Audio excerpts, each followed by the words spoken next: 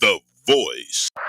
The views and opinions expressed on this show do not reflect that of the staff and management of WNOV and W293CX 106.5 FM Courier Communication.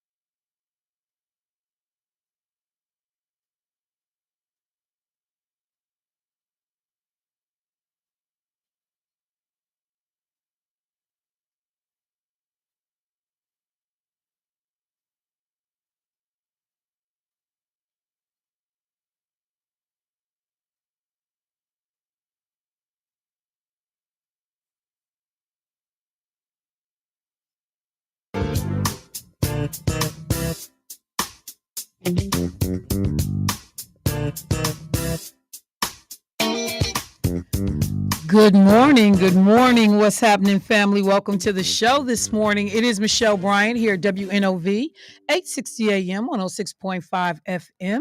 You are listening to Say Something Real.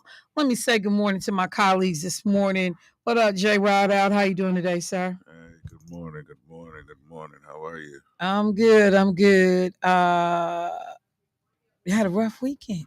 Yeah, People saw your post, man. yeah. Um, so before I say good morning, Debo, like I just, you know, you don't think about like what people go through when you see them and you come back in the following week and you're like, hey, bro, good morning. How you doing? And then you realize like the bottom has dropped out. Yeah. Sometimes when you talk to your colleagues and your coworkers. So for folks that don't know, Rod Out, who was a musician, frequently is called upon to play at funerals. Yeah. And you had a crazy situation happen. Yeah, I mean, I'm still in a crazy place.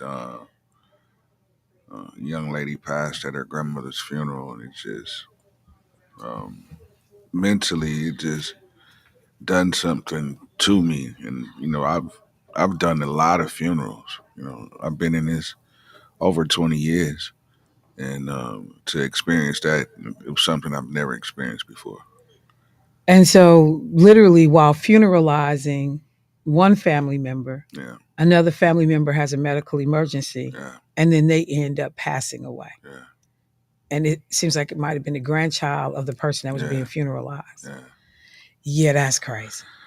Yeah, I'm still, And so the mentally. pastor that's officiating has to now announce to the Yeah, to the family family because what's that going person on. was taken out Yeah, and medical emergent, yeah, help provided, but they didn't make it. yeah, So now this pastor has to turn around and tell the family yeah. that they've lost another loved one. Why eulogizing? That's crazy. So it's That's I crazy. just want to say to the family that if they're listening, I'm so sorry for your loss. Um, and again, if there was any confusion about my post, I want to apologize for that. But I didn't post anything disrespectful or anything like that. But I can understand in a situation and in a time like that, everybody emotions is all over the place. So Right.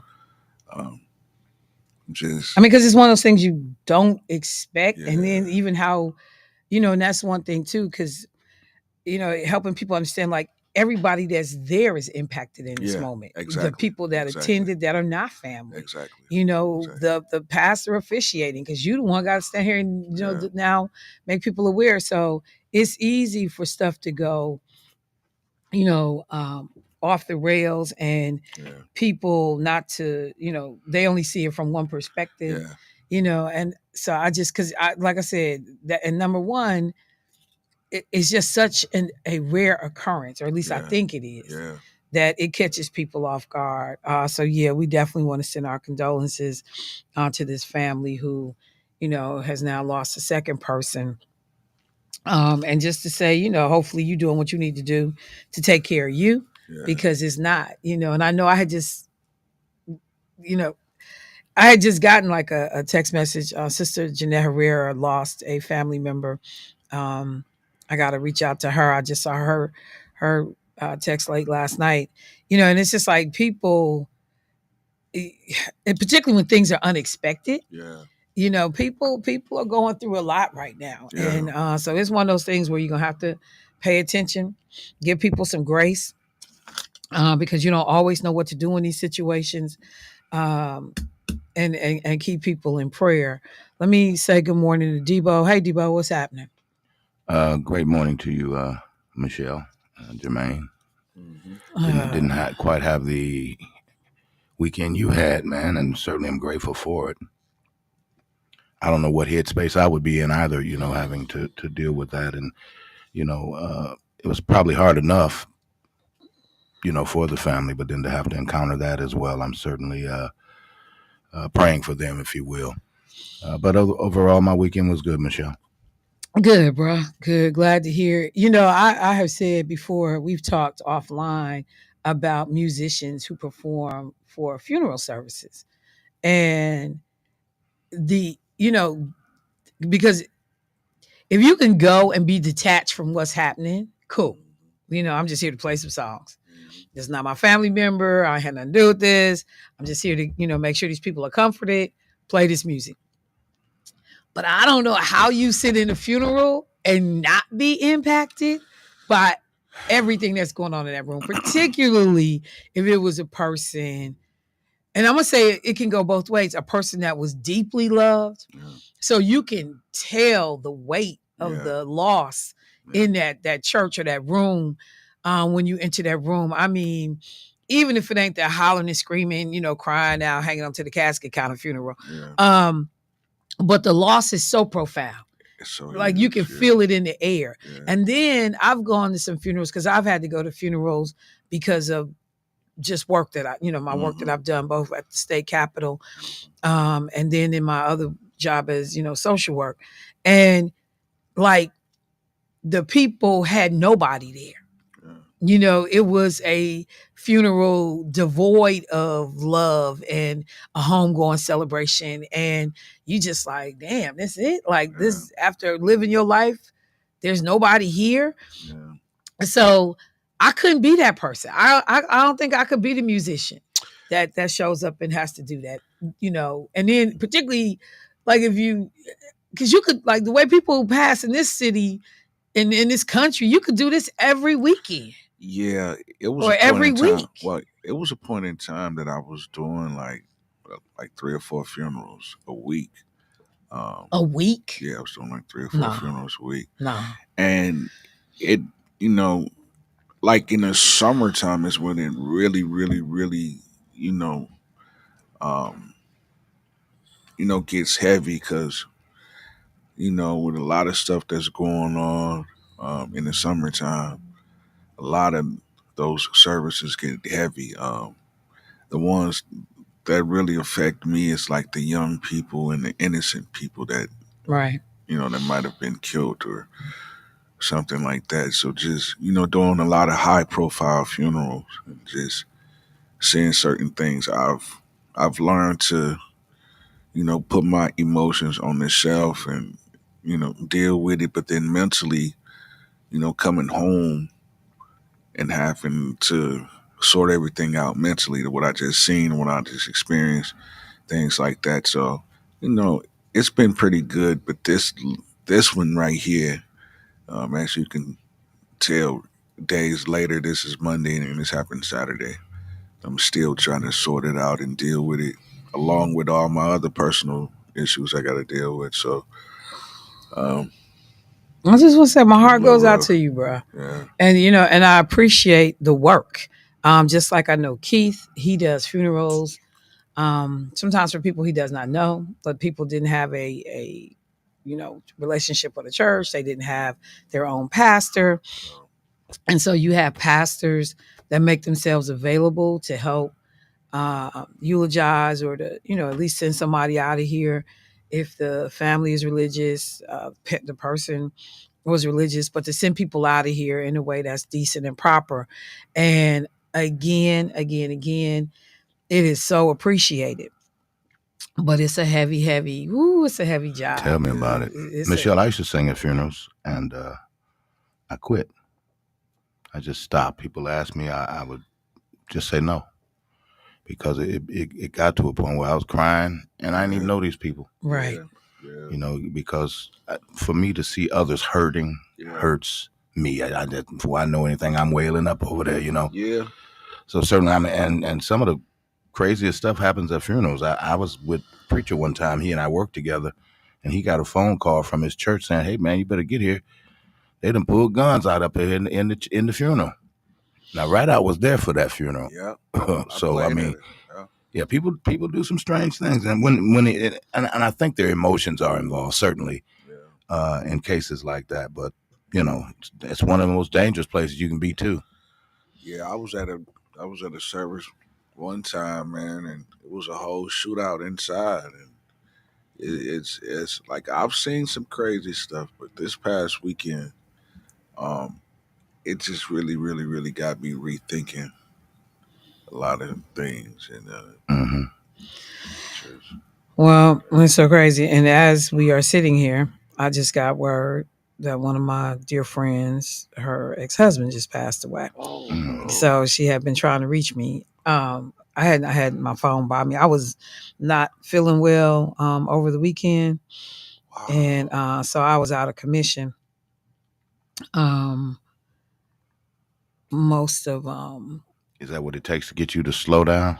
it's just crazy. It's just crazy. But yeah, I hadn't been feeling well.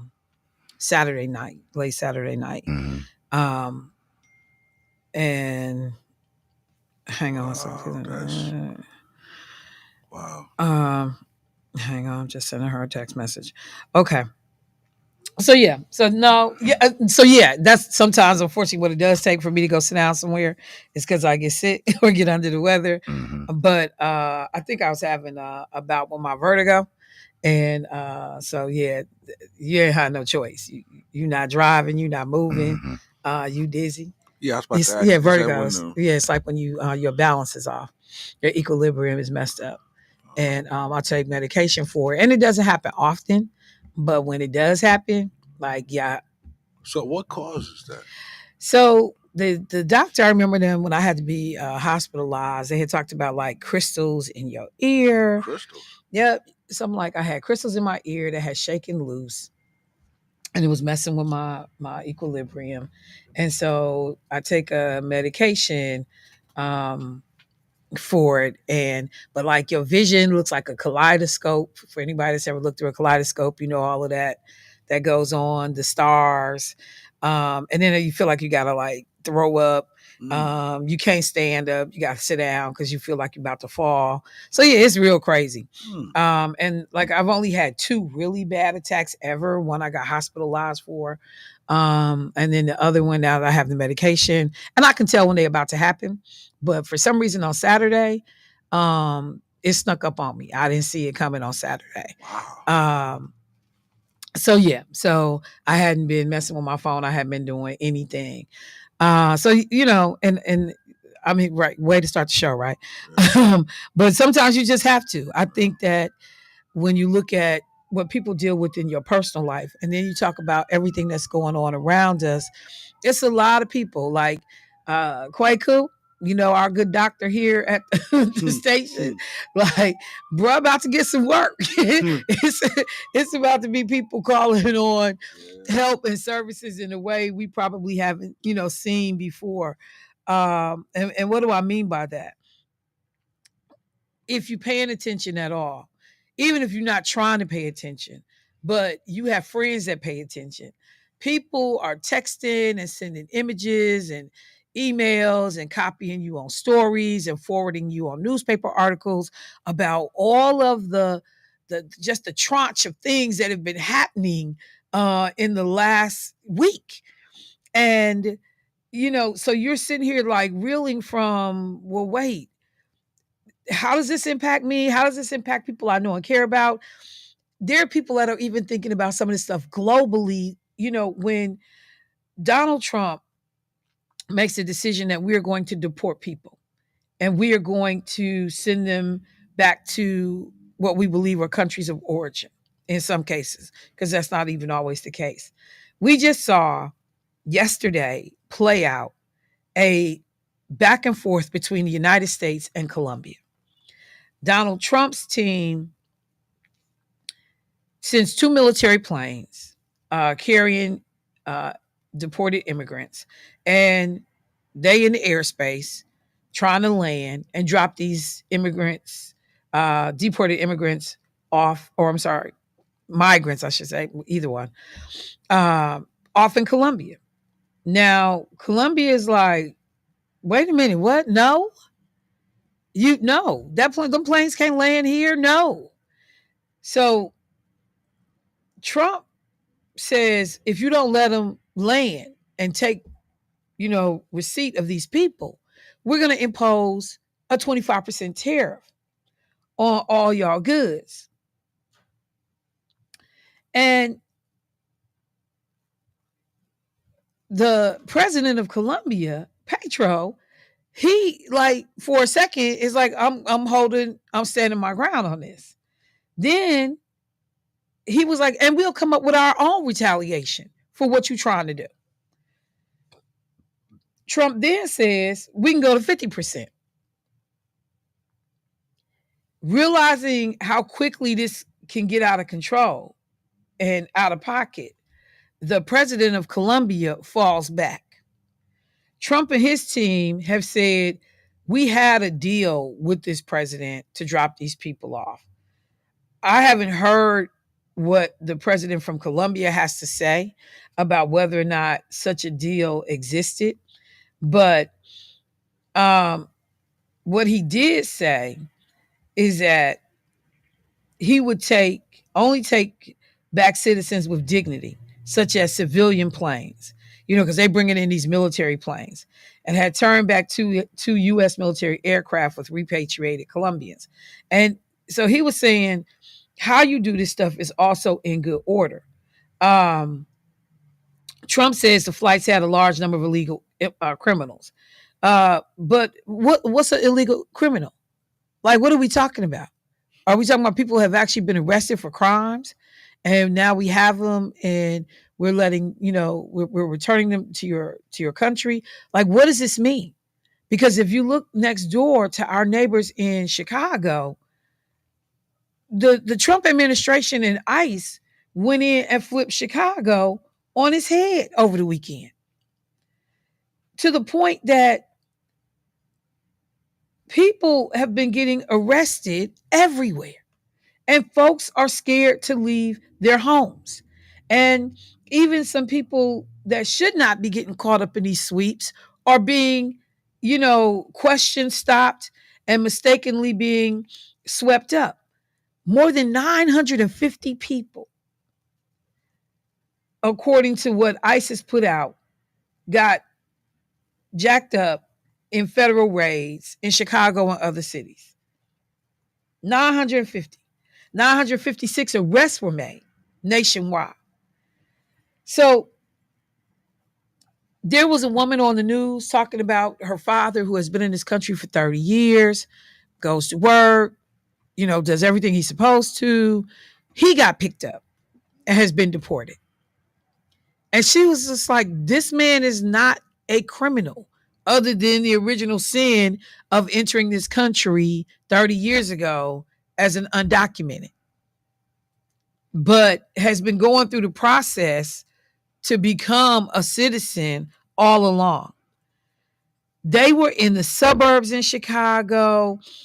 Churches are now out grocery shopping on behalf of these immigrant families because they're not sending their children to school. They're not going to work. But all of this is a collision just waiting to happen. And it's not sustainable because if you're not going to work, you can't pay your bills. If you can't pay your bills, you're getting evicted. So whether you got someplace right now to hold up privately or not, how long will this last? And we're not immune. I talked about up the street in Chicago, but right here in Milwaukee, I got to go to a break. But when I come back, I want to talk about this principal over at Allenfield Elementary School. Social media was on fire yesterday about what this principal, an MPS principal, is doing in relationship to the new ICE raids, the sanctuary city policies, immigration, and how this man, who's a principal and who is Hispanic Latino, from what I understand, is gleefully, bragging about Trump's policies. If you go to his social media page, it's just pro Trump, pro Trump, pro Trump. That's fine. But is also threatening and harassing teachers who are trying to give information to students in this predominantly Hispanic Latino school. I'll talk about it on the other side when I get back. Michelle Bryant, WNOV, 860 AM, 106.5 FM. Give me one sec. We'll be right back.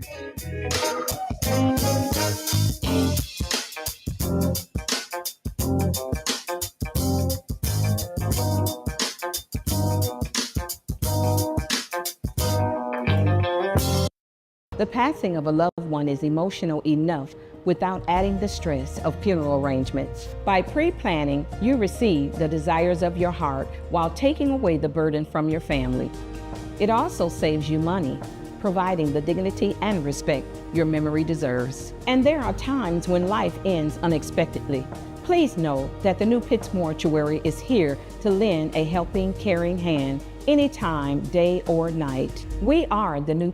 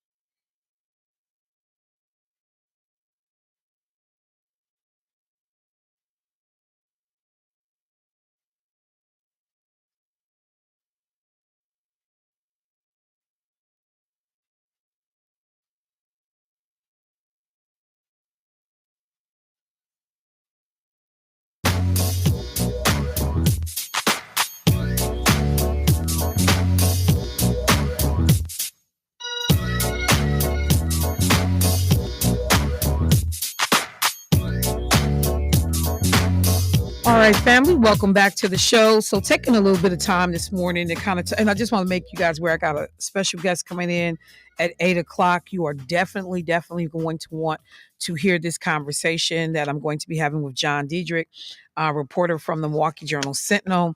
The story that he is going to help us understand is just heartbreaking, but it's one that people need to be conscientious about and understand what's going on around us. But as I'm talking about the mood, the climate that we are in right now, and people are on edge, even though some of this stuff may not directly impact me. But if you have any degree of empathy or you just paying attention, I talked about this earlier with people performing at funerals. These are not my loved ones. I'm here to do a job. But if you got any ounce of humanity, some of this stuff bothers you.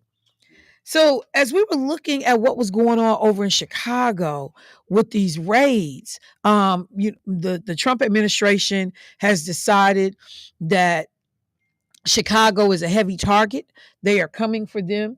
Chicago is an area that's listed as a sanctuary city. Milwaukee has that designation as well. Areas in New York have that designation as well. So there has been a decided effort to strong arm. We're going to big boy people and go in and put our foot on folks' neck since y'all want to, help and protect people that may be in this country illegally. So right here in Milwaukee, we're not immune from it. I said social media was on fire yesterday because there is a principal over at Allen Bradley, Allen Field Elementary School. This is a school with a large Latino Hispanic population on the south side of Milwaukee. And the principal over there has, had a ton of Facebook posts, pro-Trump, yay, woo, woo, woo. So a teacher, Alondra Garcia, sent out information from the school to students' families about legal services available to them if they were facing deportation. And he took that as a political statement. So he has suspended this teacher, which is supposed to be effective on the 29th, with no pay, because he said, you being political. The thing that's got people concerned is, are you being political? Because who you support is all over your Facebook page. And some of the stuff that's being said, crazy. I pulled up, comments from this Facebook page, and everybody's entitled to their own right. But this, a right to support who they want to, believe what they want to. But I said this last week, how you manage your personal beliefs when they spill over into the workplace, into dealing with other people. When you begin to believe that what you value, what you believe is more important than what anybody else believes, and you begin to act in a way that infringes upon other people's rights. So then, there's a situation in Texas. In Fort Worth, Texas, there was a substitute teacher who put on their page in a post, y'all should come to Fort Worth, Texas to Northside High School.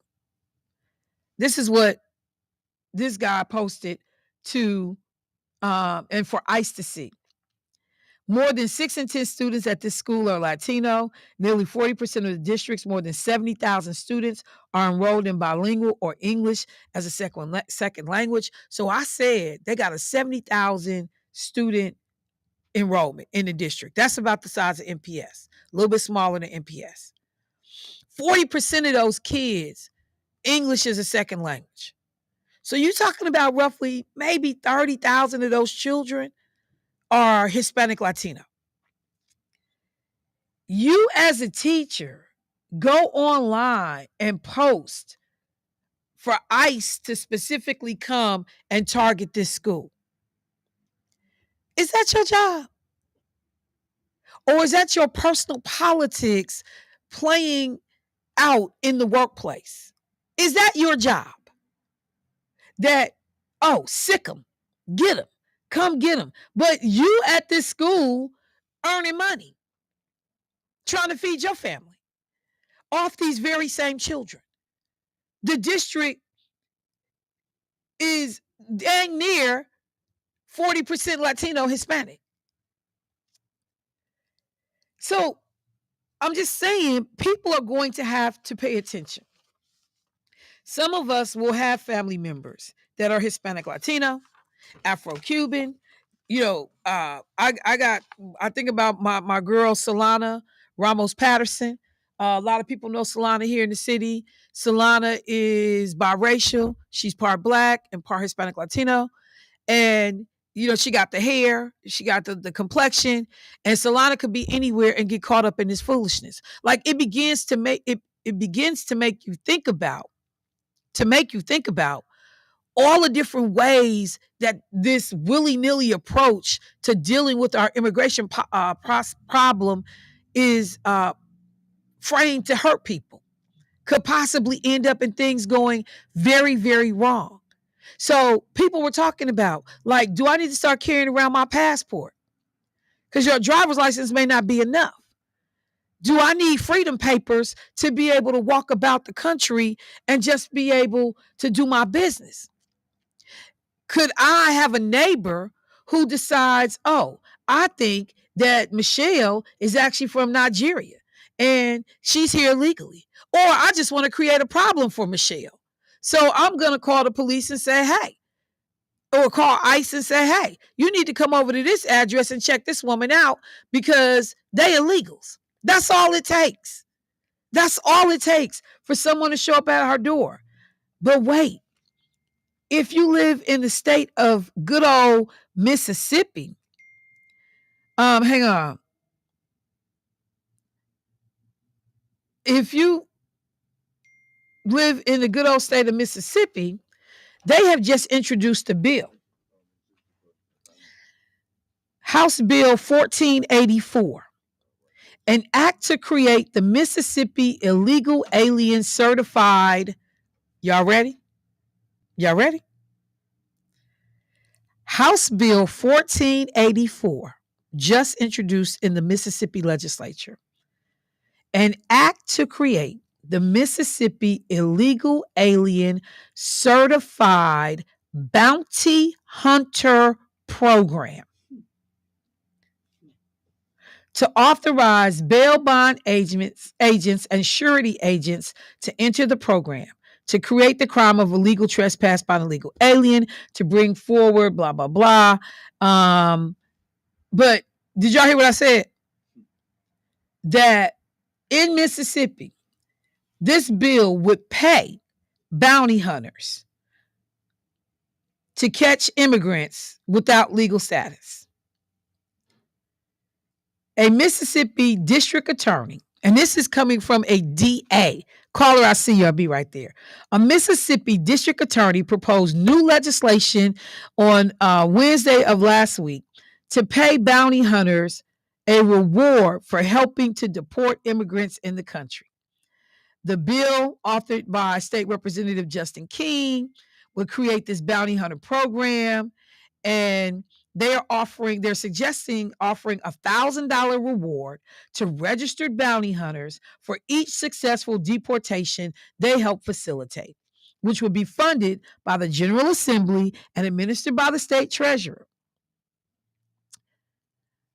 What's going to happen down in Mississippi should this pass? Man, that sound like 1930s, 1940s. Mississippi, when they went after the black folks. That's what it sounds like to me. So, just so we clear, if you don't know what the Fugitive Slave Act is, you should probably go read it. That's exactly what it sounds like. If you are not familiar with what slave catchers were, you should probably get reacquainted. You put $1,000 price tag, bounty on the head of an illegal immigrant. And then you got yahoos down here who think they already superior and better than people. Yeah. And you just start rounding up people. And how do you know as a bounty hunter that somebody is illegal? How do you know? It's going to be judged all off of your skin color. Your skin color. It's going to be judged off of your skin color and your hair texture. And how you if you speak. Yeah. Yeah. And so just think about that, y'all. The harm that we are creating for people. And you got folks that want to do this. Not only that, but you got some people that wanted to be cops that didn't make it, that's going to take the citizen arrest stuff. And if they know that it's $1,000 bounty, and I know 5 or 6, 7 or 8 illegals, I'm gonna go round them up and hold them until the people get there, so I can get my little change. Come on now, like I said, and then Mississippi, one of the poorest, the poorest states in the United States of America, is one of the poorest. So you gonna create this situation where these broke people can figure out a way to come up on $1,000 a head. Did your mic go out? It did. It did. Let's fix that, Mano. Hey man, that's that self FCC going on. I'm just. Let me go to the phone line real quick. Hey, caller, what's happening? Hey, good morning. Good morning. Now, can we just talk without fighting for about two minutes or a minute? Go ahead and say what you got to say. I don't want to fight this morning. Now you saying some things here, and what it is that, and I heard. I think that's right, Brother Rideout. Yes, who's sir. that in there that said, "Man, it sounds like the Slave Act bill." It's Brother Rideout. Listen, let me be clear with you. If you go back and you look at the 1857 amendment, Constitution, with Dred Scott versus Sanford in Missouri, you will understand that the rights, and this is what has happened, you will understand that only the people with birthrights in this country, black folk, the descendants of slaves, okay, let it be clear now, the descendants of Africans and slaves are beneficiaries to that particular law. Now, no, it's not. No, that's not true. That's not true. Okay, well, just read it. It was created with us in mind to deal with the fact. Hang on. Stop raising your voice. Stop raising your voice. Stop raising your voice. Right, because I the get 13th. when you're not. Hold on, bruh. The 13th Amendment abolished slavery. It freed enslaved people. After the 13th Amendment, though, nobody knew what to do with us because we technically were not citizens of this country. Correct. So the 14th Amendment is created to say that anybody born on American soil. Not anybody. Quit saying anybody. It didn't specifically and only say black people. No, it does specifically say. Okay, here we go. Let's read it. Let's read it. Let's read it, baby. Hey, let's do a gentleman's bet. Here it is. No, Meech, because I don't want you to lose your money. I just want you to understand that you're not right. This is what the 14th Amendment did. The 14th Amendment granted citizenship to all people born or naturalized in the United States, including formerly enslaved people. It was not only for formerly. Let me say something to you. It was not only for formerly enslaved people, and I will read the exact amendment to you. So just hold your horses. Read the Constitution. I'm going to read the exact amendment, the Equal Protection Clause of the 14th Amendment. No. You saying the Equal Protection Clause. Listen. I'm going to have to it applied. You know what? I just need you to understand that it was not created only for black people. Okay. It was not. Okay. Let me say this to you. What's wrong with leveling the playing field so you and I and our children and our offspring can have an equal opportunity? I don't know. Ask your Republicans who want to get rid of diversity, equity, and inclusion, because that's what that was meant to do. Level the playing field. Ask your Republicans who wanted to end affirmative action, because that's what that was intended to do, to level the playing field. So you can't use our language when it benefits you and then cast the language out when it doesn't. Michelle, but I need you to know what you're talking about when you call me, The 14th Amendment was not solely for black people. It was not. I can't believe you giving away. The 14th Amendment was not solely for black people. Can I say, okay, fine. Let me say something to you. Oh, that's it? That's it? Just fine? Because you called it here how strong. And now it's it's fine? Yes, it does define. It defines it. I don't know where you done got yours from. Bro, the Constitution is the same wherever you read it. No.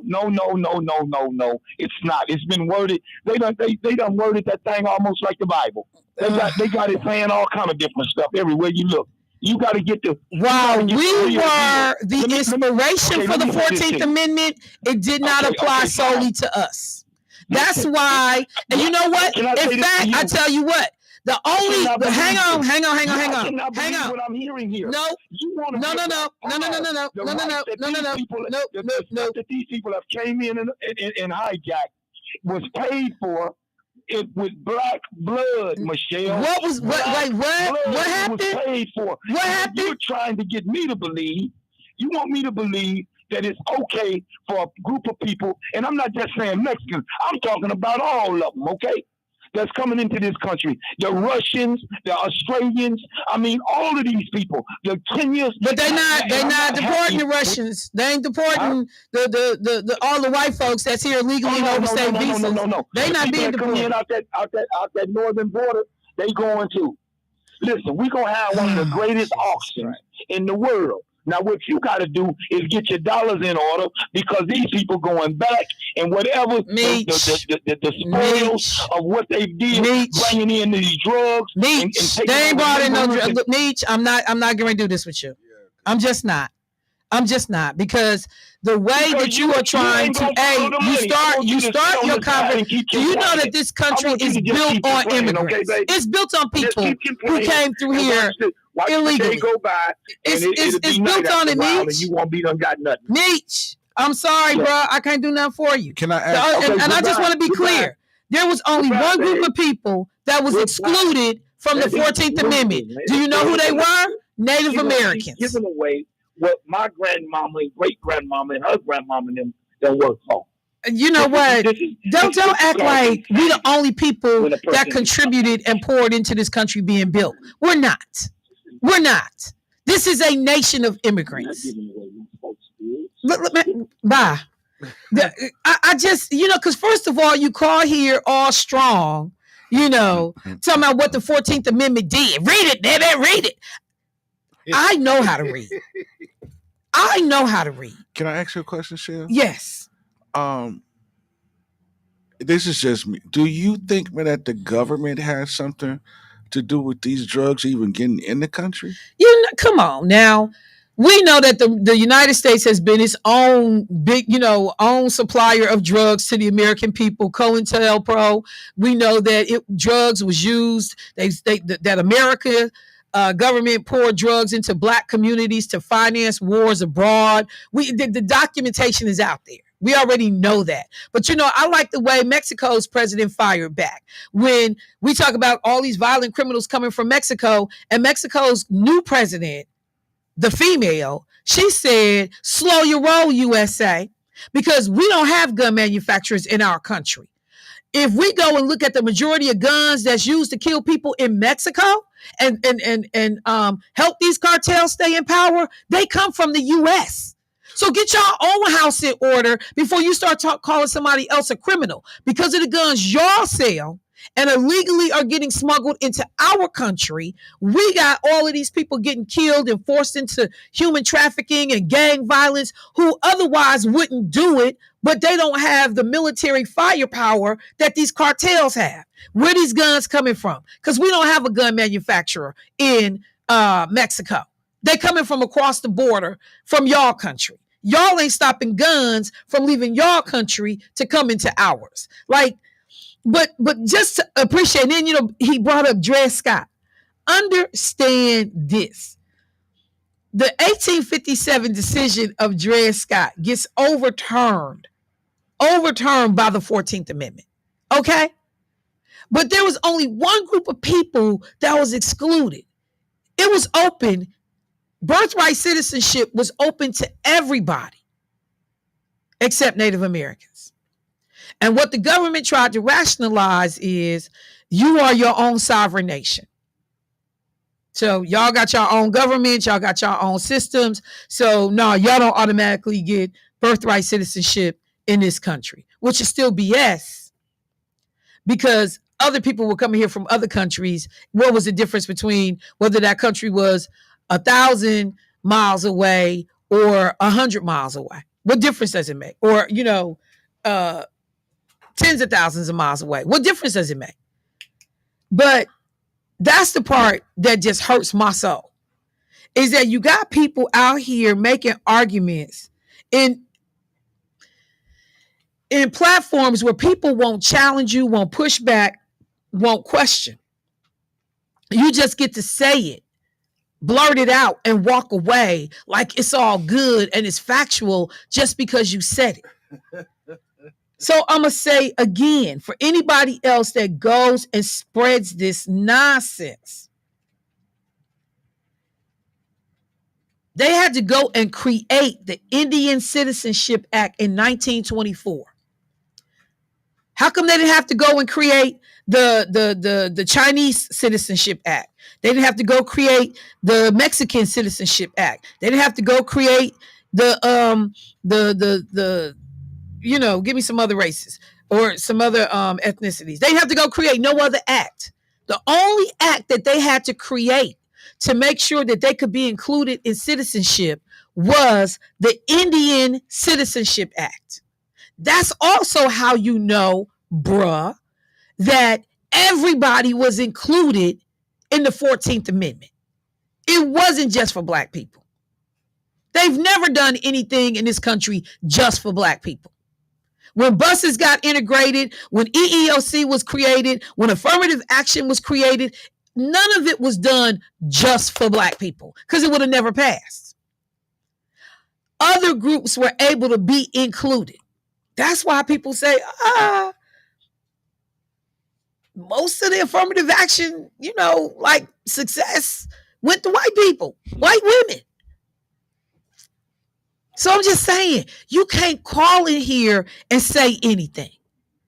But please, get a basic understanding before you start, can we talk? Can we not argue? Can we just get along? We can get along if you got like factual information. We can have a civil conversation if you don't call in here lying, misrepresenting. We can talk all day.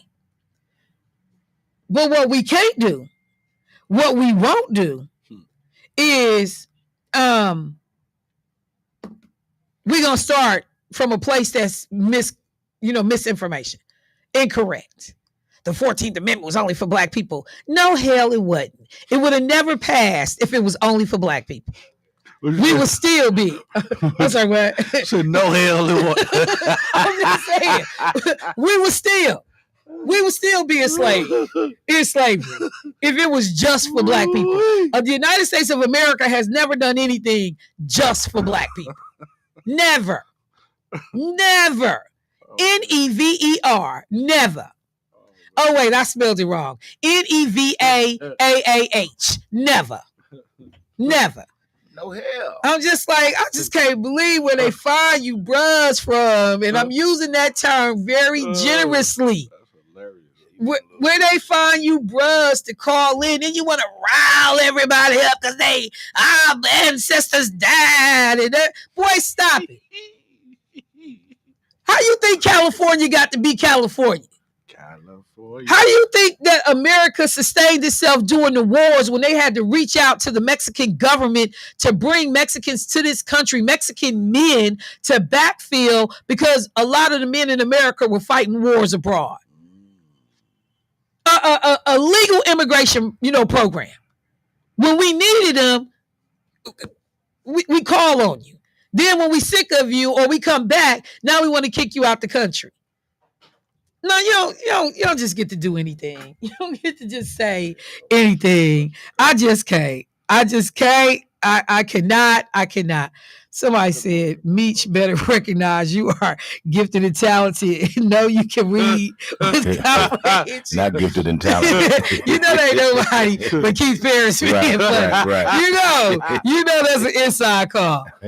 You know, and so let me just say this too, Meech. I should have kept you on the phone and not got irritated while you defending your boy and everything. So how you feel about them stripping the instructional piece on the Tuskegee Airmen out of the Air Force?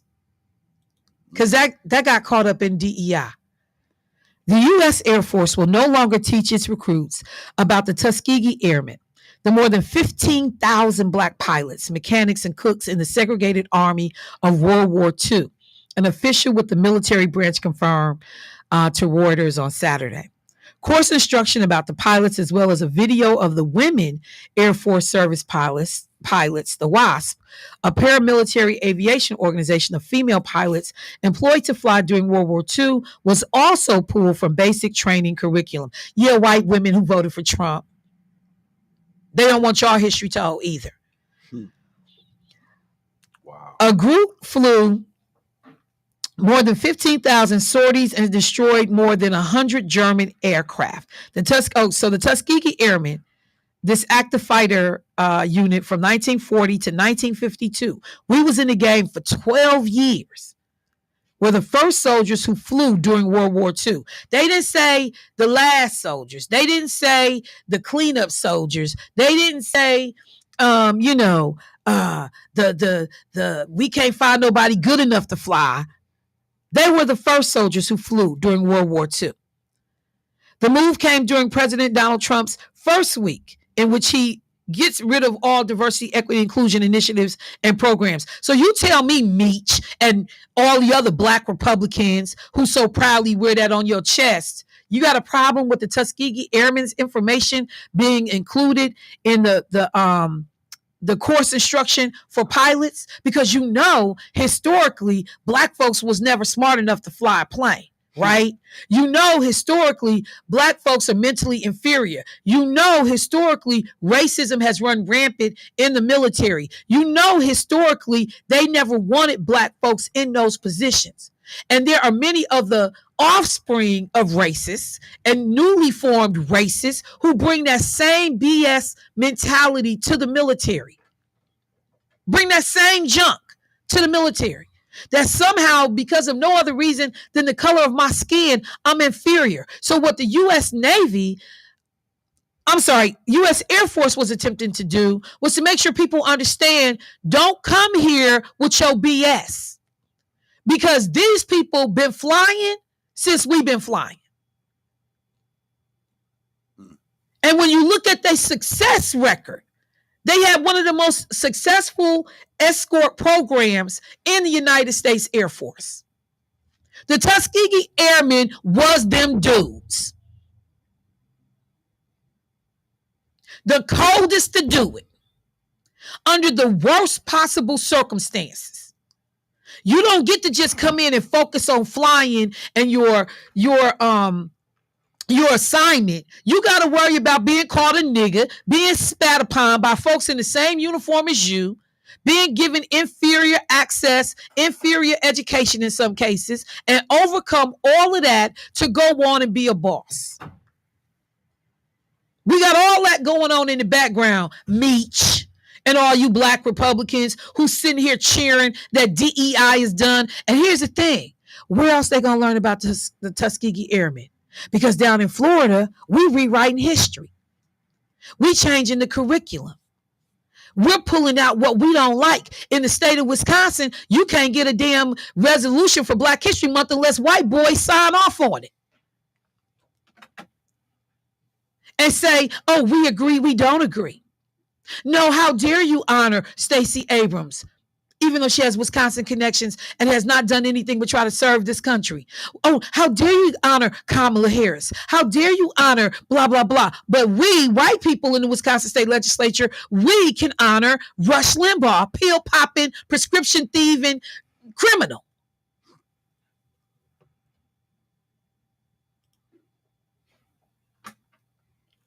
So I want to understand.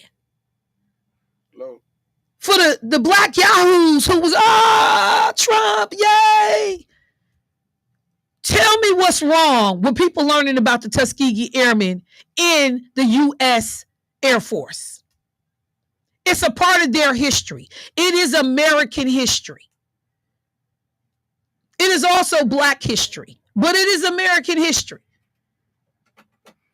I believe they want to erase our history. Totally. They've already made it clear. Yeah. I was just having a conversation. Callers, I see y'all. And then I remember y'all got a guest coming in. But I was just at an event at Marquette University last Thursday.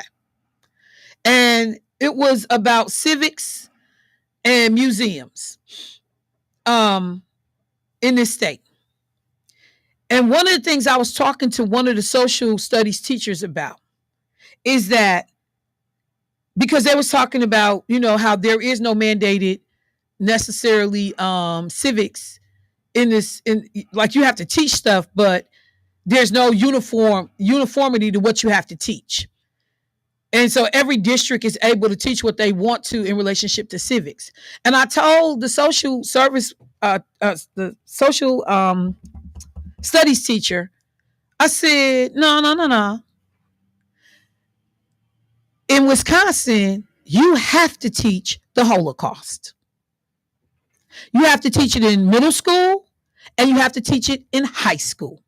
It is now mandated by, that is required teaching. Didn't happen in this country. And we are forcing American children to learn about something that did not take place on American soil.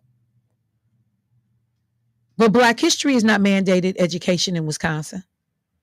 The Asian Pacific Islanders were just able to get a bill passed that their history now must be taught in our schools.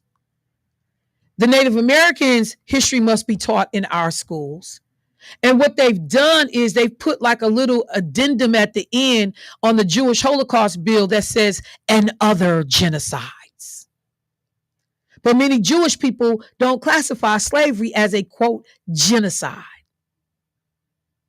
And then the idea that you put other genocides, but you're allowing the Jewish community to determine how Black history, if that's what you're going to cover, is covered. We don't have no say on the curriculum. We're not the facilitators and the educators. Just think about that, y'all. The one and only war that's fought on American soil is the Civil War, which had to do with slavery, is not mandated education in this.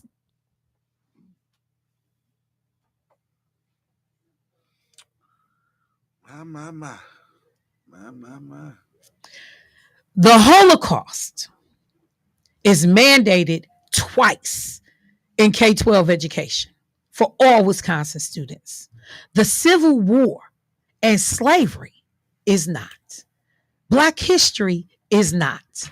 The only time this country has ever been in a war on American soil, which was about the institution of slavery.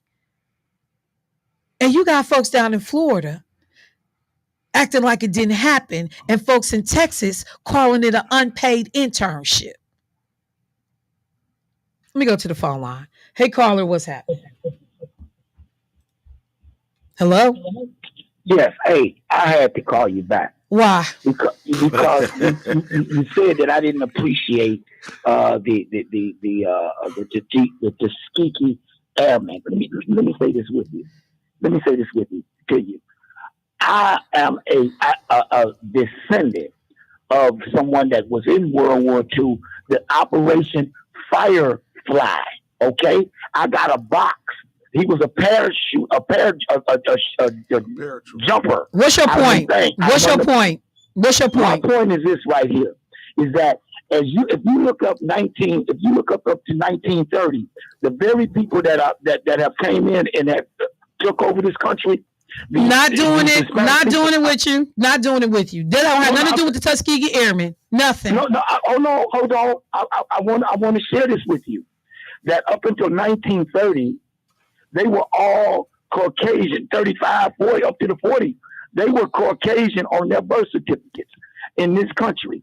You understand? So when you talk about, and you know why they were Caucasian on their birth certificate? Because those were the only people afforded rights. So you had Chinese people coming in trying to say that they were Caucasian so that they could be treated decently in this country. But the UN did not give them. But but we ain't talking about that. We ain't talking about that. No. Why we're not talking about that. I'm talking about how you, Mr. Trump supporter, see DEI eroding our history and education about our people. And you are. I gotta go. I got to interview. Bye. You don't want to get bye. No, you ain't gonna call back in here. And then, you can't stay focused. You're all over the map. First, we start off with the 1930s and family members, I guess, was a Tuskegee Airman, which means you should be even more up in arms about it. Let me breathe. That's hilarious. All right. I said we had a guest coming in. And we do. And he has arrived. Mr. Diedrich, how are you this morning, Good sir? morning, Michelle. I'm doing well. How are you? Well,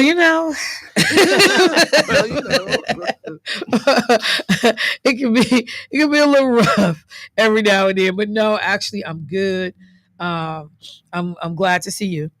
Likewise. The circumstances, though, you talk about sending a chill through you. You've been doing some investigative reporting, a series that deals and looks at guns. Set that up for us a little bit and remind people about what you've been working on. Yeah, so this is part of a 2-year effort. I started looking at the issue of firearms death and trying to reframe it a little bit to include suicides, which 71 of 100 gun deaths in Wisconsin are suicide. That falls harder on white populations, older men in the northern part of the state. And so we really leaned into that in the first year. In the second year, we've been looking at unintentional shootings, which is a small percentage, but super tragic and super avoidable. And particularly what we've looked at is how these cases, unintentional shootings with children involved, how they're handled in Milwaukee County. And what our investigation found is that they're almost always charged as felonies in Milwaukee County, and similar conduct in other counties, they're not charged as felonies. And we featured some cases that we found. So almost, we obviously, there's nuance, but similar cases. If I live in another county, I might get a misdemeanor, and there are 72 counties in this state. But if I live in Milwaukee, that same behavior results potentially most often in a felony charge. Yeah, that's right. And it's interesting. Our investigation found that the state lawmakers passed a law in 1991 for this particular exact kind of conduct, and it was deemed to be a misdemeanor. This is a 1991 law. So if it's a law in the state legislature that an unintended accidental shooting be charged, or you have the ability to charge as a misdemeanor, why do we do it differently in Milwaukee? So there's a prosecutor, Matthew Torbenson. He's a deputy district attorney, and I spoke to him at length, and his contention is, and his feeling over time, is that this is not misdemeanor conduct, and it should be charged as a felony for 2 reasons: because of the seriousness of the conduct, and also to obtain a prohibition from owning a firearm. But how does his feelings get to override the state legislature's intent? Well, that's a really good question. And I've talked to some legislators about this. Prosecutors have wide discretion in Wisconsin to charge cases, and so in Deputy District Attorney Torbenson's view, this looks more like felony child neglect. He actually had a hand in changing the law to allow for this kind of case to be charged in 2017. And you can see in 2017, that's when it changed. And they're all felonies, with the exception of just a couple cases since 2017. So there is a story today with your byline that, as far as I'm concerned, shows how this can go terribly wrong. But that's my perception. But why don't you tell listeners who haven't had an opportunity to read the story yet what's featured today? Yeah, so we feature a story today of a woman named Phaisha Parker. And Phaisha Parker, her son Elijah was shot by her stepson, her longtime partner. They're not married, but essentially they were 10 years together, and stepbrothers, stepchildren, if you will. And this was a incident that happened when she wasn't home, and her partner of 10 years were not home. So the parents were not home.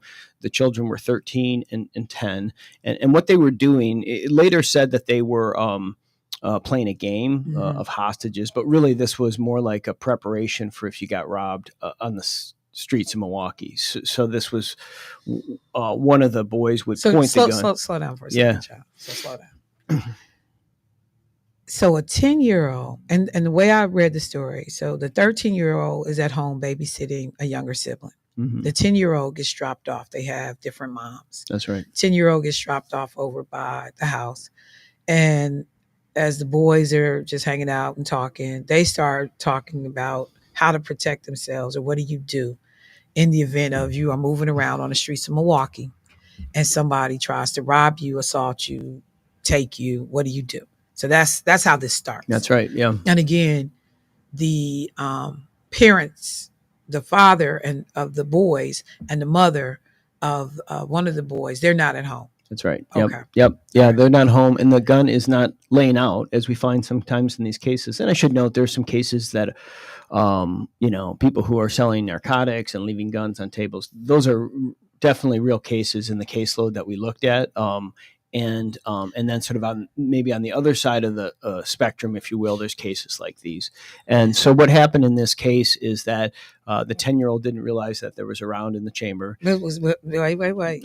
Because the details is what just tears at your soul, because the kids must have known that the dad had previously kept a gun in the house, and they suspected that they knew the hiding place. Yep.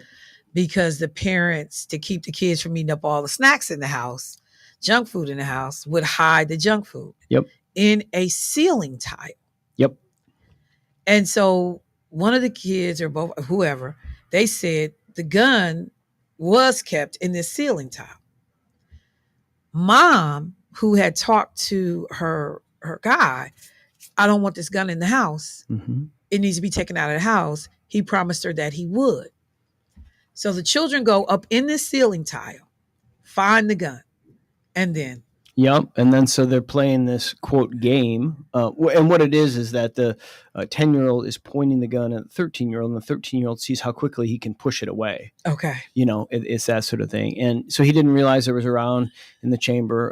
A single shot fires. Because they thought the gun was empty. They did. Okay. They did. And they didn't understand that one was in the chamber. So the 13-year-old is shot in the abdomen. The round goes through 9mm handgun, goes through his small intestine and out his backside and creates a bunch of damage in the process. And so, just fast forward to what happens at this point. Phaisha Parker's driving home. She had just been talking to her son. And so she gets a call back from a neighbor, says, "Hey, your son's been shot." She's running through her mind. How is it? She didn't think her stepson was there. Why is that gun still there? Because she didn't even believe it at first. She hangs up thinking she's being pranked. Yep. And the neighbor has to call her back a second time. That's right. And then now she realizes, no, this is real. Yep. And so she's rushing to the scene. Yep. And then when she arrives, what happens? And she's put in handcuffs. She's put in a squad car and says, where's the gun? Because police can't find the gun at this point. The 10-year-old put it back where he found it, and so police can't find it. It's it's hidden like that. And so the Duran, the boyfriend, is not on scene yet. But so Phaisha Parker's in the squad car being questioned. They said, "We can't find the gun. Where is it?" She said, "Well, it was removed, but the last time I saw it, it was above the ceiling tile." And sure enough, that's where it is. And so what happens then is they question her some more. Her boyfriend shows up, her longtime partner. He's arrested. and they sort of switch positions. And at this point, her son is, is off to Children's Hospital, Right. where they're scrambling to save, her life. I should say that the reason Durand cannot have a firearm is he is convicted of he's a felon, and that's because of 2 cases of marijuana possession, like 5 grams and 11 grams, and the second possession becomes a felony. And he also wrote some bag checks, so that's why he's a felon and can't possess a firearm. So he's arrested? He is. Yep. But mom, who originally was in handcuffs, is it over for her? Well, she is off to the hospital, and at this point, she thinks, well, clearly Durand's going to be charged because he's a felon, and she's really focused on her son. And she gets to the hospital, and there's a big family gathering there, a lot of prayer around the outcome, and surgeon Dr. Katie O'Brien Flynn is a surgeon there, and in 8 hours of surgery, they were able to bring this together. Just fast forward, this young man had a remarkable recovery. He was remarkably polite coming in with a gunshot wound, and the doctors recalled that. And then just his continence and what Faisha Parker commits herself to, because she's a nurse, is helping her son. So she's at his side through the whole way. And this is kind of where the surprise comes, is that one night she's at her son's side and she gets a call from her mom and says, hey, baby, you're being charged with felony child neglect. How does the mom get this information? It's on local television news. She said, so they find out first in the media. That's right. That she's being charged. That's right. Nobody. I mean, because if you just think about the fact that I could have almost lost my child, all of this is just a tragic situation all the way around. I don't know what happens to the 10-year-old, but the 10-year-old, the guy that I love is in trouble. Like, it's all the way around. And no one has the wherewithal to reach out to the mom first to let her know that you are potentially about to be charged, but they take the time to clearly make the press aware. Somebody made the press aware that we charging this mother. Mm-hmm.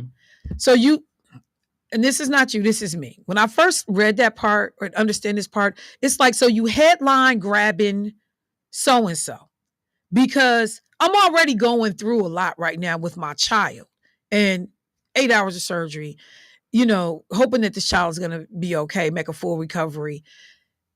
I didn't do this.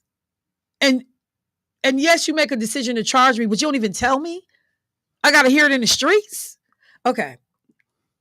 So me and this district attorney got a problem already, but keep going. Yeah. So mom calls. Right. And so she the way, Faisha explains it to me, she said, I was talking to detectives, but I never had any inclination that had been I cooperating all along way. Yeah. I mean, and that's where she said, I really got, well, in the judicial system, she had a public defender, but it took like 3 hearings for her to get any representation, which is another thing, how somebody goes through hearings without representation. But by the time she does get an attorney, her attorney, who's publicly appointed, blames her, saying, this is your fault that you got charged because you were honest with the police.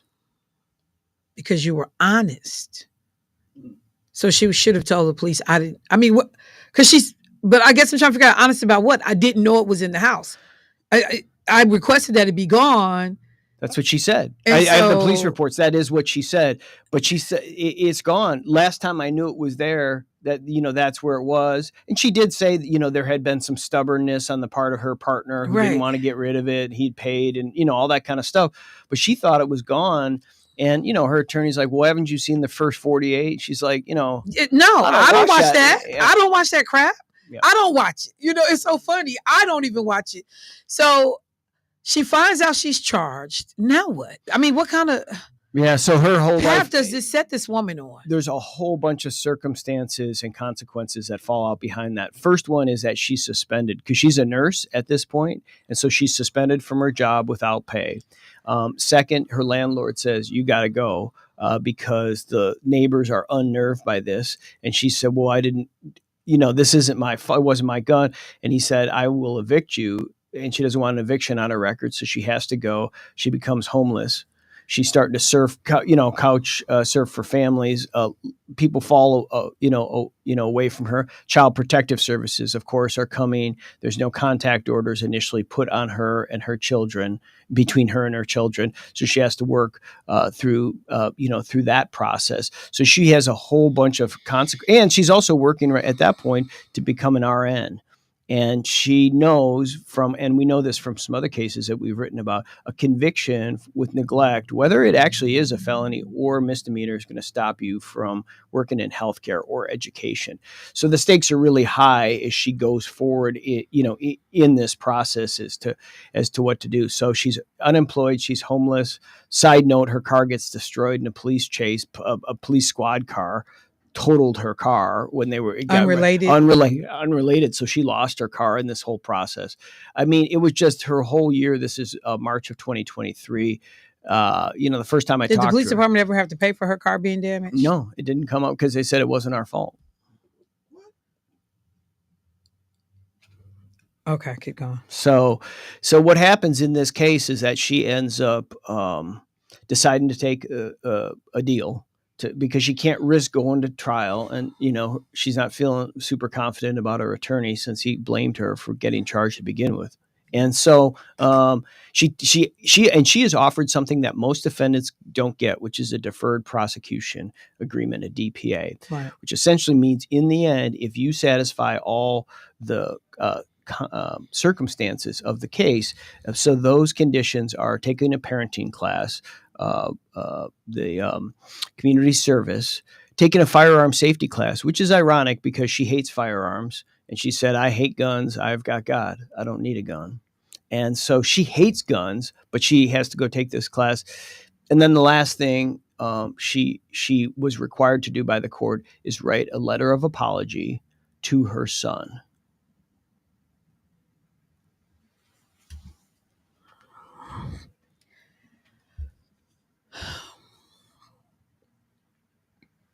My level of frustration in reading your story. First of all, to understand that if this woman had likely lived in any other county, she likely would have been charged with a misdemeanor, if at all, but with a misdemeanor. Everything is upended and turned on its head.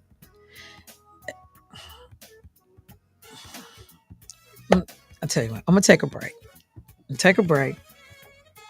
Come back, because we want to find out how Phaisha is now. Did she settle the terms of the agreement from the court? But I'm going to just tell you, there was something about me that was furious about the courts thinking it was appropriate for her to write an apology letter to her child, when I'm sure that child knows. Because from all accounts, this was a good, solid parent. Work every day, trying to set all the right examples, trying to do all the right things. So just the stripping away of that last little piece. While yes, she was offered something that most people don't get, it was still something in this that just frustrated me. But we'll take a break, find out what happened to Phaisha and her children when we come back. Michelle Bryant, WNOV, 860 AM, 106.5 FM. Y'all stay tuned. The passing of a loved one is emotional enough without adding the stress of funeral arrangements. By pre-planning, you receive the desires of your heart while taking away the burden from your family. It also saves you money, providing the dignity and respect your memory deserves. And there are times when life ends unexpectedly. Please know that the New Pitts Mortuary is here to lend a helping, caring hand anytime, day or night. We are the New Pitts Mortuary.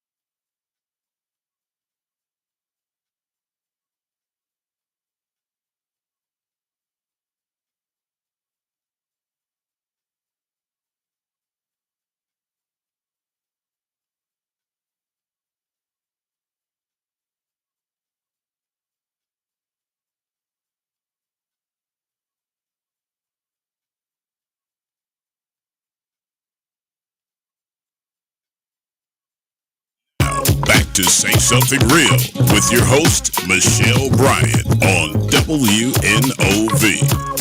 All right, family, welcome back to the show. Michelle Bryant. You listen to Say Something Real here at WNOV, 860 AM, 106.5 FM. Told you all that I was going to be doing a interview this morning, one that I hope you are paying close attention to, following this series in the Milwaukee Journal Sentinel. If you have access to their online subscription. Is this story behind a paywall? Do you know? It's free. Okay, It's free. so it's not behind a paywall, so you guys can see this story. Talking to the reporter, investigative reporter, John Diedrich, who has become, a person, when I say the willingness to make us aware of the stories that you cover, first of all, from the electrical, fires and things that we were enduring to this piece on guns, just nothing short of just some important work in making sure our community, not only are you writing the stories, then we're doing the legwork to make sure that people know that these things are out there and being written. So talking about the case of this mom who had her child be accidentally shot while she and her partner were not at home, with a gun that the mom did not believe was even in her home. Mm-hmm. After a series of contact with the police, cooperation, the child survives.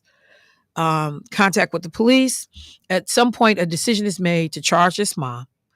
She finds out about it from her mother, who finds out about it from the local media, as opposed to the police or the district attorney or anybody personally talking to the mom to let her know. And I just had to ask on that piece. So when her mom calls her, does she then just call the police and turn herself in? How does she actually end up being arrested? Well, so she calls the police. They say call the DA's office. She calls the DA's office the next day, and they hang up on her. They hang up on her because they said, "Well, we've got a case against you, so we can't talk to you." And so she just gets a summons, in the mail to come and appear. So she goes to court and she has a public defender do the initial appearance, but she doesn't actually speak to her own lawyer for 3 more appearances. So she's really in the dark as to what the consequences are, and the fear that lands on her, and also, her 3 children. That's the question that Elijah had as he was sitting there recouping in bed was, Mama, like, what's going to happen to you? What's going to happen to us? So we fast forward to she gets, her day in court, if you will, because she takes a plea agreement because she's worried, not confident in the representation that she's getting from the public defender, who we now know blamed her for her situation because she cooperated and told the truth as she saw it with the police. So she takes this deal. And you said it's a deal that's not often offered. And there were some conditions of the deal. Run through those conditions again real quick. Yeah, so she's offered a deferred prosecution. And when I say we're talking about roughly 55 cases, and I found 2 since 2017 where a deferred prosecution was offered. And actually the other one is somewhat similar to this. A mother... So this isn't the only case like this that I found, where the gun belonged to somebody else. But in Faisha's case, Faisha Parker had these conditions provided. One was that you're in touch with the court during this period of time. You're under supervision. You need to report in. You need to do 40 hours of community service. You need to take a gun safety class. You also need to take a parenting class. And then the piece in her case was that she needed to write a letter to the victim, which in this case was designated to be her son. I should point out that in these kinds of deals, a letter may be required to be written. And the way that looks like is if I go and total somebody's car, commit vandalism, or commit a violent crime, the court may very well require me to write a letter of apology so I understand so this is not this idea of a letter is not unheard of in court at all. What's a little different, and some of the feedback that I got from people who've reviewed and studied these cases is, why was it required in this case, and what is the impact of this, and maybe what's the subtle messaging of this letter? I mean, when I saw that aspect, I was offended. I was offended because there's nothing that said that this woman intentionally put her child in harm's way. There's nothing that said she was a bad parent, that she was not taking care of these children, that she was not doing everything she was supposed to be doing. She thought that that gun was no longer in her home. And so for me, while you're getting this deferred prosecution agreement, it was, and I'm just going to say it in the way I initially processed it. It was just like you just pouring salt in an open wound, you rubbing my face in this one more time, you know, and then I got to deal with my own baggage about the constant portrayal of Black women as some bad parents and bad mothers. But you see white women that do stuff and it never amounts to what looks like the treatment that we receive. And then I'm so frustrated with this prosecutor who single-handedly looks like has the ability to go in and to some degree override the intent of the legislature. And just because I have the bad luck of living in the county where this guy is, if I was anywhere else in the state, I likely would have got a misdemeanor. And then no thought for everything that not only that this woman will lose, but that her children will lose. I lose when my mom is not an RN. Do you know what the average salary of an RN is in this country, in this state? So the difference between financial stability and instability, because everything that my mother has been trained for in terms of her career up to this point has been in the healthcare field. So you are potentially about to take away this woman's ability to earn a living in the area that she has spent her entire or most of her adult life cultivating this area, that now I'm not even going to be able to work here. And then I lose my home. And then, so we're couch surfing. I mean, like, so what does that do to the child? While we're talking about this one incident, there is a long-term picture here of this decision potentially makes this woman lose her child altogether. So these children, and if you ask these children, I know that son would have said, I want to stay with my mother. My mom is a good mom. But there's a longer term consequence than just me sending some damn message about a gun being in that house that you weren't aware of. And I think that they could see she wasn't aware of the gun. But so what? So, okay. Soapbox off. I'm off of it. So Faisha meets the conditions? She does. Yep, she does. And January 17th, we were in court, and this year, just last 10 days or so. And so we were in court. I've really been fortunate and blessed just to be walking with her for a while, and she has been so open. And I don't know if she's listening, but I just thank her because it's been just a tremendous honor to tell her story. And so photographer Mike DeSisti and I are in court. Judge Anderson Gansner is the judge. And she asked at that point to read the letter of apology. And she brought Elijah to court, her son. And if people have a little bit of time, they can go online and watch. It's just 3-4 minutes. It's very powerful. And she reads this. It's very emotional. And what caught me was the judge got emotional. The judge got emotional and got choked up. Is this the same judge who assigned the letter? Well, again, the way this goes with that is he did approve the DPA, but the DPA is really executed between the DA's office and the defense. District attorney, so he oversees it, right? The DA is the one that requires this. And you talking about how cases might be treated differently. I spoke to Dr. Matthew Miller, who studied this issue nationwide, and he's at Harvard.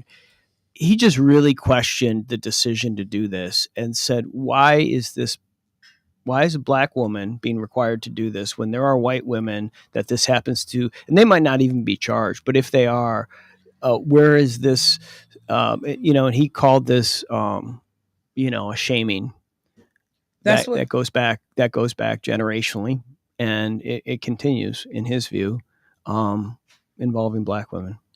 And I'm telling you, I bet you that this district attorney just completely feels righteous and, good about his decision and what he thought he was doing and sending a message. And we look around in our community all the time. There are people that are out here doing horrific things. Horrific things, right up to the freaking president of the United States, but just horrific things. And these people are able to just basically walk away unscathed. So she meets these conditions.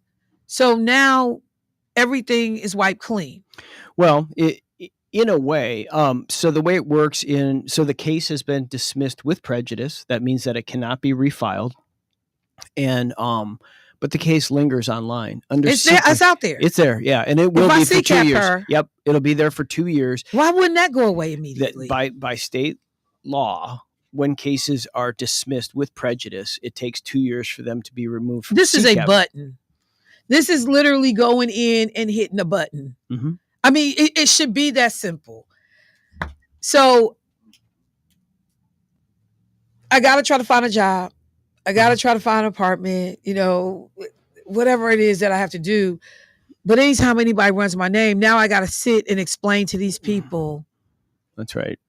It starts as I think what's important is people have to know how to read CCAP to understand, even though it says it was dismissed, it's a CF case. So people will see felony first. They'll see child neglect, the judgment, not only occupationally or in a house, but also from society. I will say in terms of her being able to move ahead, getting her degree, because she agreed to this, she was able to get her nursing degree. And she was pinned by her son, actually, in August from Gateway Technical. So she was able to, because I've documented some women who had to withdraw from school, but she can't take her boards yet because she's going to have to apply to the nursing board to make sure, now that this has been removed, but make sure that they understand that it's not a barrier for her to take her boards.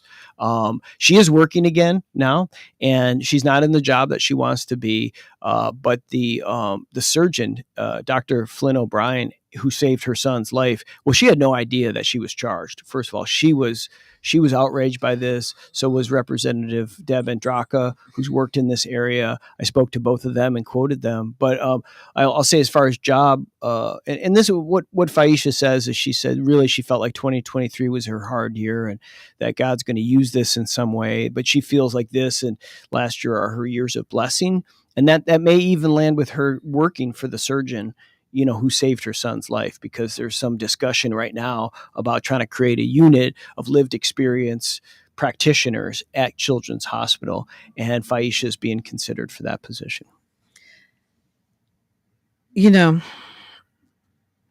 I certainly appreciate people who say, take your mess and make it your message. Everything can become a testimony, but some stuff shouldn't happen. I shouldn't have had to go through it. And maybe this is an opportunity to educate people, maybe to even, and I'm sorry, because I'm going to pen a letter to this district attorney, because I need you to think it all the way through, not just at this moment for your little piece of your job that intersects with this woman's life, but I need you to think it all. I used to say this when I worked in social work, I need to provide some type of example right now about why what happened was problematic and how we work to prevent it. But I cannot let the punishment be greater than the crime. And some people might say, but the child was shot and could have died. But you're not understanding that, particularly when you see this child lives. But even if this child had died, there is no greater punishment for that mom than having lost that child. And I've seen cases where people say, the fact that you lost your child is going to be punishment enough. We're not even going to pursue every route that we have available to us. But then to also have this district attorney just think about that, what it looks like, that in the city with the largest Black population in the state, that primarily Black folks are being handled differently than white people all over the state. And whether or not that person says, but Michelle, that's not my intent. I'm here to do a job, and I do it this way if I lived in Fond du Lac or if I lived in Marinette. But the optics of it, sir, is that if I lived somewhere else, the likelihood is great I wouldn't have been handled this way. long-term ramifications for this. Yes, she may have a job. Is it a job paying what she was making before? What will she have to go through to get the nursing board to, make sure that she's okay to be able to take this? And then if this hospital and that doctor is not doing this unique program, who hires her? Mm-hmm. Mm-hmm. Like, who hires her? It's so much easier. Like, I don't want to be bothered with that. Mm-hmm. I see people do it all the time. That's a lot. Mm-hmm. That's a lot. Yep. And I appreciate your story. It's really unfortunate that happened, but yeah, we just can't have that here. Mm. Because her name is unique. That's number one. Yep. It's not Michelle Bryant. Mm-hmm. Her name is a unique name. And people who read like Faisha, that's a very distinct name. Mm-hmm. So good luck walking some of this down. You mentioned earlier, what does the DA say? Yeah. In this, and so it's clear the immediate prosecutor in this case was an assistant district attorney named Tristan Bednarik. The reason, and he declined to comment, but Mr. Bednarik pointed me to leadership in the district attorney's office. Kent Lovren's now the district attorney, but I spoke to Matthew Torbenson because again he's the one who supervises this, and so here's what he says: is he said he told the Journal Sentinel Parker was charged because she knew her boyfriend, who was a felon, had a gun in the home and didn't ensure it had been removed. He called comments questioning the charging decision as Monday morning quarterbacking, and he said Parker could have been convicted of a felony, but instead was offered a deferred prosecution.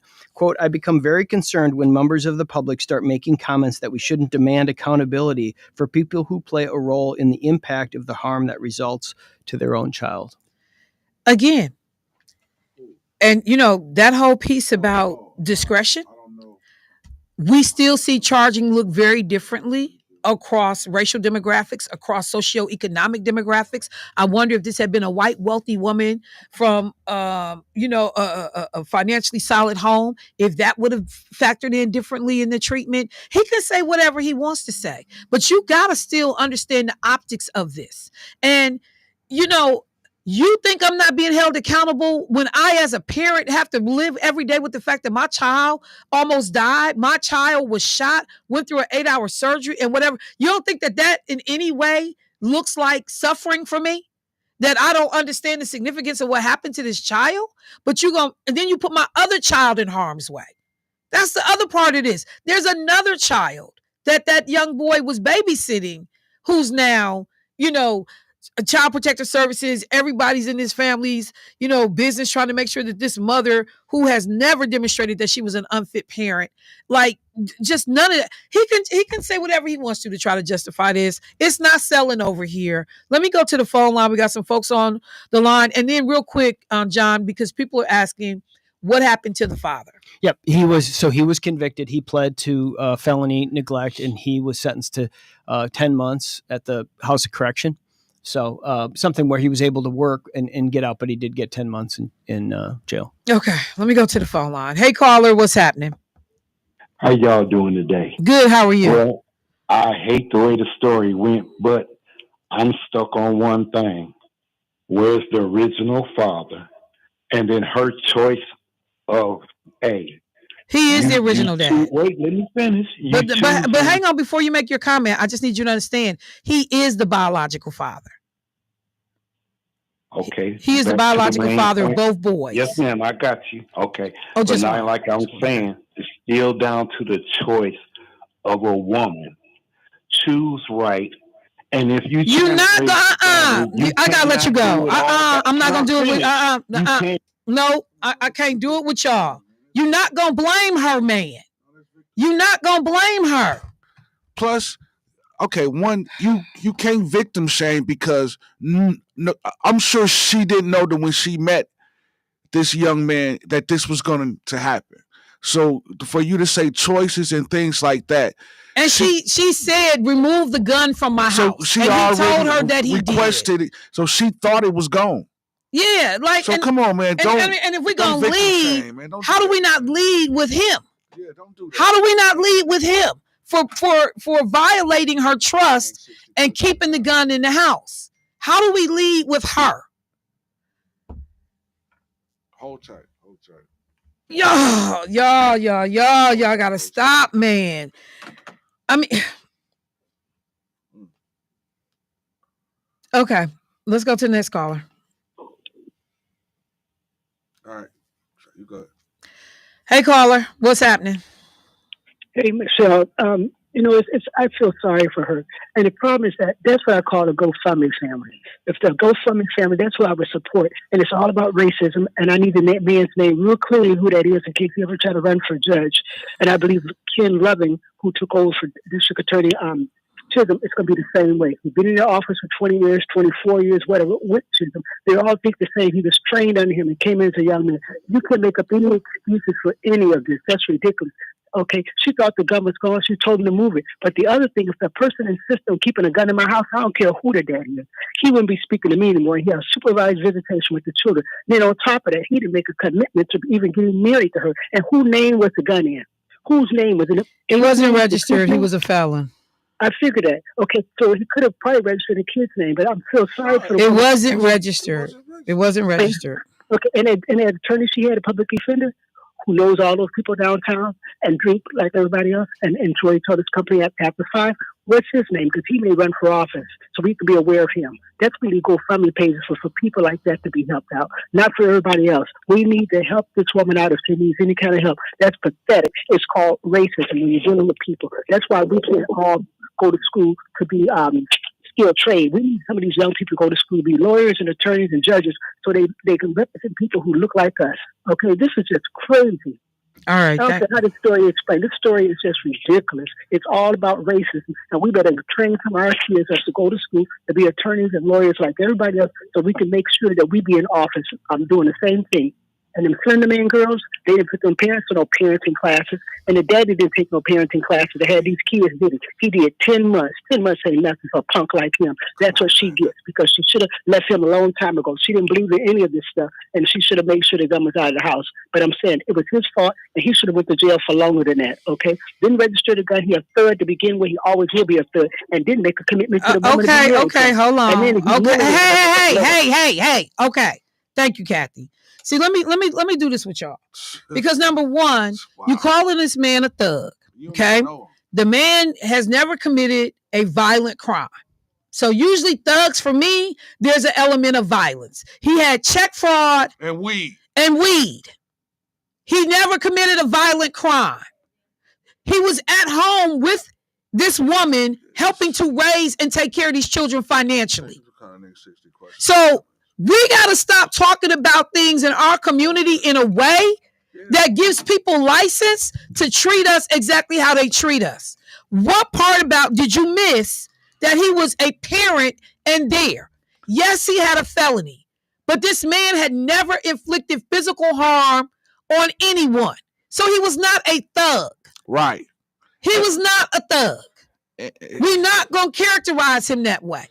And he was able to go and do 10 months. While we can disagree with that, but evidently it sounded like he had Huber because he had a job.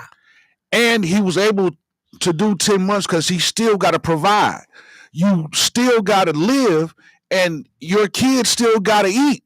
So regardless of what happened, because nobody wanted it to happen, it was an accident. Yes, it's unfortunate. But however, to call him a thug and say that's what she get is really heartless.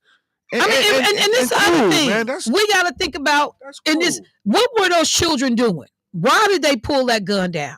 Because they were doing a role play / rehearsal for when they met problems on the street in Milwaukee. As a man, depending on where you live and which communities you are in, it's brothers that deal with that every day.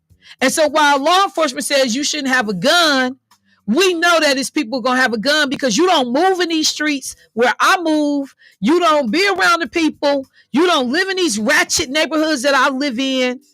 And I could be assaulted and attacked anytime. Exactly. So or my family. I just want to piggyback off that. Just because you have a gun, that don't mean that you are out here thugging and selling. Yeah, he wasn't carrying the gun. It was hidden away in the tile of the ceiling. For protection for his family. And so what if you smoke a little weed and have a gun?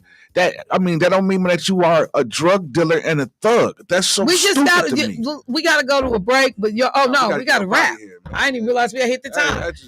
I'm sorry, y'all. Look, I ain't in the mood for it. I swear to God. When I think about who is running the White House right now, the trash that's being done to people, it's ways by which to set examples that don't destroy people. And this man didn't have any regard for the fact that you are almost, if this woman hadn't been made of a certain type of character and mindset, you could have destroyed this woman and destroy her children. It's bigger than you and your moment and your Monday morning quarterbacking comment. This is bigger than that. And people don't seem to be able to go all the way down the road to the end of the story to figure out how this stuff turns out. John,